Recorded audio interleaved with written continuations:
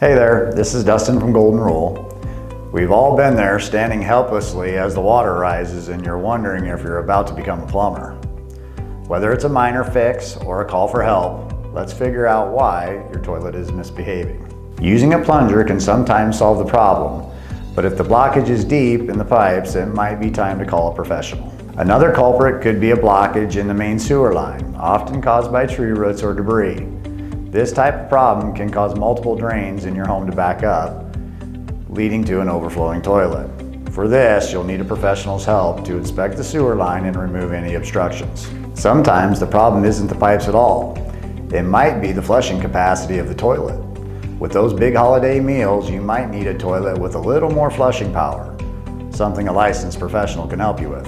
An overflowing toilet is never fun, but knowing the cause can help find out the right solution. If you're dealing with a stubborn overflow and want to prevent future problems, don't hesitate to call a professional plumber. Thanks for watching. If you found this video helpful, please give us a thumbs up and subscribe for more tips from Golden Rule.